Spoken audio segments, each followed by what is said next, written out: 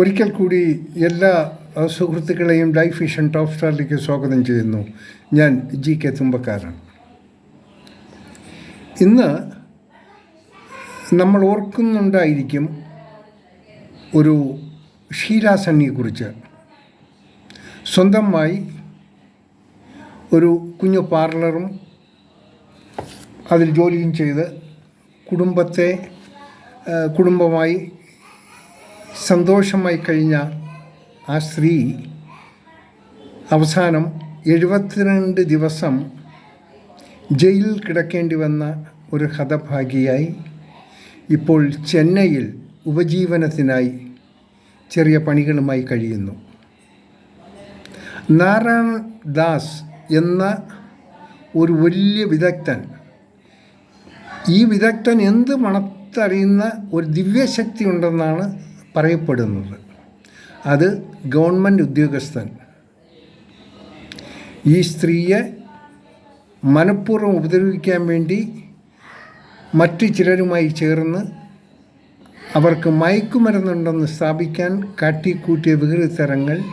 അങ്ങനെ 72 ദിവസം ജയിലിൽ കിടന്ന് അവർ കുറ്റവിമുക്തയായി തിരിച്ചിറങ്ങി പുറത്തു വന്നു.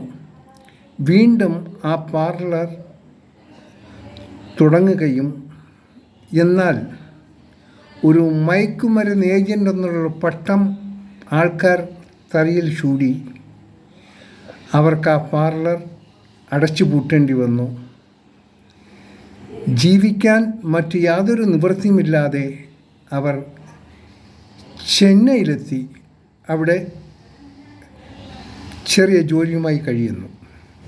ഇനി നാരായണൻ ദാസ്, ഈ ബിരുദൻ ഇപ്പോൾ സുപ്രീം കോടതി വരെ ജാമ്യത്തിന് അയച്ചിരിക്കുകയാണ്. അപ്പോൾ സുപ്രീം കോടതിയിൽ വരെ എത്താനുള്ള ഈ സാമ്പത്തിക ഭദ്രത ഈ നാരായണൻ ദാസ് എന്ന് പറഞ്ഞ ഈ ബഹുമിടുക്കനുണ്ട്. അവനെ സപ്പോർട്ട് ചെയ്യാൻ അവൻ്റെ യൂണിയനും അവൻ്റെ ഡിപ്പാർട്ട്മെൻറ്റ് ഉണ്ടെന്നതിൻ്റെ ഒരു തുറന്ന സത്യമാണ്. അല്ലെങ്കിൽ ഇവനെ പിടിച്ച് അകത്തിടേണ്ട സമയമായി കഴിഞ്ഞു. നാരായണദാസ് തനിക്കും തൻ്റെ കുടുംബത്തിനും തന്നോടൊപ്പം ഇതെല്ലാം ചെയ്യിപ്പിച്ച ആ കുടുംബങ്ങളും കുറഞ്ഞതൊരു 3 തലമുറയെങ്കിലും താൻ ഇഞ്ചിഞ്ചായിട്ട് അനുഭവിക്കും. താനും ആ പരിവാരങ്ങളും തൻ്റെ കൂടെ ഉള്ളവരും. തനിക്കത് ദൈവം വച്ചേക്കുന്ന ഒരു മൈനാണെന്ന് നീ കരുതിക്കോളൂ. നിനക്കിതുകൊണ്ട് എന്ത് നേട്ടമാണ് ഉണ്ടായത്? ഒന്നും ഉണ്ടായില്ല. നീ ഇങ്ങനെ ഈ സാധാരണ നമ്മൾ ഈ ബലിയിടുമ്പോൾ കാക്ക വന്ന് ഇങ്ങനെ കൈകൊട്ടി കാക്ക വിളിക്കരുത് ആ ഇടുന്ന ബലി ഭക്ഷിക്കാൻ. ആ കാക്ക വന്നില്ലെങ്കിൽ പറയും ആത്മാവ് ഇങ്ങനെ അലഞ്ഞു നടക്കുകയാണ്. അതുപോലെ നിൻ്റെ ആത്മാവും നിൻ്റെ പരിവാരങ്ങളും അലഞ്ഞലഞ്ഞ് നടക്കത്തേ ഉള്ളൂ. നീ മൂലം നശിപ്പിച്ചത് ഒരു പാമ്പം പിടിച്ച ഒരു സ്ത്രീയെയും ആ കുടുംബത്തെയുമാണ്. വഴിയാധാരമാക്കി നാട് പിടിപ്പിച്ചു. സമൂഹത്തിൽ ആ സ്ത്രീയെ ഒറ്റപ്പെടുത്തി, അവരുടെ സുഹൃത്ത് വലയത്തിൽ നിന്ന് ഒറ്റപ്പെടുത്തി. എന്തിനു വേണ്ടി? നാട്ടിൽ നിന്ന് ഒറ്റപ്പെടുത്തി, ഈ സ്റ്റേറ്റിൽ നിന്ന് തന്നെ ഒറ്റപ്പെടുത്തി വിട്ടു. നിനക്കെന്താണ് കിട്ടിയത്? നീ ഈ തരക്കാരനാണെങ്കിൽ നീ കക്കൂരിയുടെ രാജാവായിരിക്കാം. അതുകൊണ്ടാണ് നിനക്ക് എന്തെങ്കിലും കിട്ടുമായിരുന്നെങ്കിൽ നീ ഇത്ര കുഴപ്പം. നീ എന്തോ വാങ്ങിയിട്ടാണ് ഇത് ചെയ്തത്. നീ മണത്തി നോക്കിയത് മയക്കുമരുന്നെല്ലാമെന്ന് നീതി പീഠത്തിന് മനസ്സിലായി. അതുകൊണ്ടാണല്ലോ ആ പാവം സ്ത്രീ ജയിൽ മോചിതയായത്. നീ ഒരിക്കൽ അതിൻ്റെ ഉള്ളിൽ പോകും, അന്ന് നീ അനുഭവിക്കും. ഇനി ഇത്രയും ഒരു ഗവൺമെൻറ് ഉദ്യോഗസ്ഥൻ്റെ ക്രൂരതയിൽ തകർന്ന കുടുംബത്തിന് വേണ്ടി നമ്മുടെ ഭരണപക്ഷം എന്തെങ്കിലും ചെയ്തോ? ചെയ്തില്ല. കുടിലിൽ കിടന്നവർ റിസാർട്ടിലാക്കി, ഖജനാവിൽ നിന്ന് പണവും കൊടുത്ത് സൂചിപ്പിച്ച കഥകളുള്ള ഭരണകൂടമേ, നിങ്ങളിലുണ്ടല്ലോ ഒരു 2-3 മന്ത്രിണികൾ. ഒരനക്കമില്ല മന്ത്രിണികൾക്ക്. നിങ്ങളുടെ പോലുള്ളൊരു സ്ത്രീയല്ലേ? ആ സ്ത്രീയെക്കുറിച്ച് നിങ്ങൾ എന്തെങ്കിലും ഒരു അക്ഷരം സംസാരിച്ചിട്ടുണ്ടോ? ആ പാവപ്പെട്ട സ്ത്രീയെ ഇവിടെ നിന്ന് ഓടി പായിച്ചില്ലേ? നിങ്ങൾക്ക് എന്തെങ്കിലും ആ സ്ത്രീക്ക് വേണ്ടി ചെയ്യാൻ പറ്റുമോ? ആ കുടുംബത്തിന് വേണ്ടി ചെയ്യാൻ പറ്റുമോ? ആ കുഞ്ഞുങ്ങൾക്ക് വേണ്ടി ചെയ്യാൻ പറ്റുമോ? പറ്റിയില്ല. നിങ്ങളൊക്കെ വന്ന് ഈ വോട്ട് സംബന്ധിച്ച് ഘോരം പ്രസംഗിക്കുമ്പോൾ ഇതാണോ നിങ്ങളുടെ നീതി? തെറ്റാണ്. എന്തെങ്കിലും ആ സ്ത്രീക്ക് എന്തെങ്കിലും സ്ത്രീക്ക് ചെയ്യുക. ഈ കുരുത്തക്കേട് കാണിച്ച് ഇവൻ്റെ സ്വത്തിനെ ഫ്രീസ് ചെയ്ത് അവരുടെ നഷ്ടപരിഹാരമായി കൊടുക്കുക ചെയ്യാൻ പറ്റുമോ? നിങ്ങൾ ചെയ്യില്ല. നിങ്ങൾക്കത് ചെയ്യാൻ പറ്റത്തുമില്ല. കാരണം നിങ്ങളൊക്കെ ഒരു കോക്കസിൻ്റെ ആൾക്കാരാണ്. എന്നെ പലരും ഫോണിൽ കൂടെ എന്നോട് ചോദിച്ചു, ഇവരെക്കുറിച്ച് അറിയുമോ, വിവരം അറിയുമോ? പക്ഷേ എനിക്ക് അവസാനം കിട്ടിയ വിവരങ്ങളാണ് ഇപ്പോൾ ഈ വീഡിയോ മൂലം അറിയിക്കുന്നത്.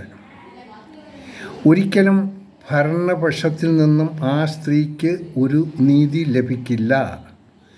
സോ എനിക്കൊന്ന് പറയാനുള്ളത്, ഈ വീഡിയോ കാണുന്നവർ, കേൾക്കുന്നവർ സാധിച്ചാൽ നിങ്ങളിൽ അറിയുന്ന ആരെങ്കിലും ഉണ്ടെങ്കിൽ ആ സ്ത്രീയെയും ആ കുടുംബത്തെയും നാം കൂട്ടായി ചേർന്ന് ഏതെങ്കിലും രീതിയിൽ സഹായിക്കാൻ ശ്രമിക്കണം. എന്തു തന്നെയായിരുന്നാലും തെറ്റ് ചെയ്യാത്തിടത്തോളം കാലം ഏതെങ്കിലും ഒരു അദൃശ്യ ശക്തി, ഒരു ഈശ്വര കടാക്ഷം ആ സ്ത്രീയിലും ആ കുടുംബത്തിലും ഉണ്ടാകും. ആരെങ്കിലും അവരെ സഹായിക്കാൻ എത്തിയിരിക്കും, അത് തീർച്ച. നാരായണദാസേ, താൻ ഏത് യൂണിവേഴ്സിറ്റിയിലാണ് പഠിച്ചത്? ഈ ഗവൺമെൻറ് ഭരണതലത്തിനോട് ചോദിക്കുന്നു, ഒരുത്ത മൂക്കുകൊണ്ട് മണത്തിയാൽ അവൻ എന്ത് സർട്ടിഫിക്കറ്റാണ്? എന്താണ് ഉദ്ദേശിക്കുന്നത്? ഒരുത്തനൊന്ന് മണത്തി ഇവൻ ഇത് ഇന്ന സാധനമാണെന്ന് പറഞ്ഞാൽ അപ്പത്തിനെ പിടിച്ച് അകത്തിടും. അപ്പം ബഹളവും ഒച്ചപ്പാട് പത്രത്തിൽ വന്നെല്ലാം കഴിഞ്ഞു. ആ സ്ത്രീയുടെ വേദന താൻ അറിയുന്നോ? തനിക്കും ഉണ്ടാവുമല്ലോ കുടുംബം, തനിക്ക് മക്കളുണ്ടാകും, കുടുംബം ഉണ്ടാകും, തന്തയുണ്ടാകും, തള്ളയുണ്ടാക്കിടോ. തനിക്ക് ഈ ഒരു പാതകം ചെയ്യാൻ താൻ എന്ത് നേട്ടോ? ആരാ തനിക്ക് എന്തെങ്കിലും കിട്ടിയോ? കിട്ടാതെ താൻ ഇത് ചെയ്യില്ലല്ലോ. നാരായണദാസ്, തന്നെയൊക്കെ തീറ്റിപ്പോറ്റുന്നൊരു വർഗമുണ്ടല്ലോ, അവരൊന്നും നോക്കണ്ടായിരുന്നു.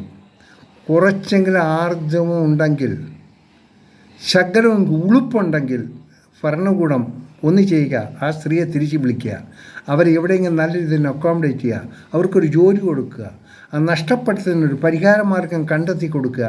അതാണ് ചെയ്യേണ്ടത്. അതാണ് ഒരു ഭരണകൂടം ചെയ്യേണ്ടത്.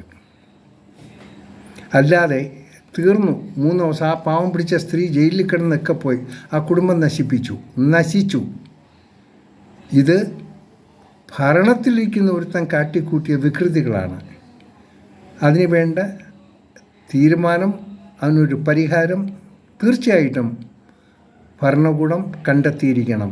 പ്രത്യേകിച്ച് ആ മന്ത്രിമാരോടൊന്ന് പറയുകയാണ്, മന്ത്രിമാരെ ഒന്ന് ആലോചിക്കുക, നിങ്ങളെപ്പോലുള്ളൊരു സ്ത്രീയാണ് എന്നുള്ളൊരു ഇതെങ്കിലും ഒരു സഹായമൊന്ന്, ആ ഒരു സെൻസ് ഒന്ന് നിങ്ങളുണ്ടാകട്ടെ. ഇനി ശ്രദ്ധിക്കുന്നവരോട് പറയാനുള്ളത്, നാം ഈ ഷീലാസണ്ണിയെ സഹായിക്കാൻ എന്തെങ്കിലുമൊക്കെ ചെയ്യണം. നമ്മൾ മുന്നോട്ട് വരണം.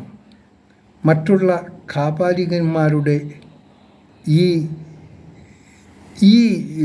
ദുഷ്പ്രവൃത്തിയിൽ പെട്ടുപോയ ആ കുടുംബത്തിന് നമ്മളെപ്പോഴും ഓർക്കണം, ചെയ്യാൻ പറ്റുന്നതൊക്കെ നമ്മൾ ചെയ്യണം. ഭരണാധികാരികൾ എപ്പോൾ ചെയ്യും, എന്ത് ചെയ്യും, ചെയ്യാൻ പറ്റും, അവർക്കെല്ലാം അറിയാം. പക്ഷേ ഇതുവരെ ഒന്നും അവർ ചെയ്തിട്ടില്ല. ഈ തെറ്റ് ചെയ്തവൻ സുപ്രീം കോടതി വരെ എത്തിയിരിക്കുകയാണ്. അവൻ അതിൻ്റേതായ സാമ്പത്തിക സ്ഥിതി അവനുണ്ട്. നല്ലൊരു ഭരണകൂടം അവൻ്റെ കംപ്ലീറ്റ് ഫെസിലിറ്റീസ് കമ്പ്യൂട്ട് ചെയ്ത് ആ തുക എത്രയും ഈ പാവപ്പെട്ട സ്ത്രീയുടെ കുടുംബത്തിന് കൊടുക്കണം. അതാണ് ചെയ്യേണ്ടത്. അപ്പോഴായിരിക്കും ഒരു ഭരണകൂടം എന്താണെന്ന് അറിയപ്പെടുന്നത്. അവർ തൻ്റെ ഇടം ഒരു പക്ഷേ കാണിക്കുമായിരിക്കും, പക്ഷേ ഇതുവരെ കാണിച്ചില്ല. ഒരിക്കൽ കൂടി പറയുന്നു, ഈ ഷീലാസണ്ണിയുടെ ഈ പ്രയാസത്തിൽ നാം ഒന്നായി ചേർന്ന് അവർക്ക് വേണ്ട സഹായ സഹകരണങ്ങൾ ചെയ്യണം. ആരെങ്കിലും ഒരാൾ കാണുമെന്നും നമുക്ക് പ്രതീക്ഷിക്കാം. ദുഃഖമുണ്ട്. ഇനിയും ഇങ്ങനെയുള്ള ബുദ്ധിമുട്ടുകൾ ഇങ്ങനെയുള്ള നാരായണദാസുമാർ ഉണ്ടാക്കരുത്. നാരായണദാസേ, തീർന്നില്ല. തൻ്റെ കഷ്ടകാലം തുടങ്ങിയതേ ഉള്ളൂ. അതിൻ്റെ പ്രായശ്ചിത്യമായി ആ സ്ത്രീയെയും ആ കുടുംബത്തെയും കണ്ട് മാപ്പ് പറയുക. ഇത് മാത്രമേ എനിക്ക് പറയാനുള്ളൂ. കാണാം അടുത്തൊരു വീഡിയോയിൽ കൂടി വീണ്ടും. Thank you. എല്ലാവർക്കും നല്ലത് വരട്ടെ.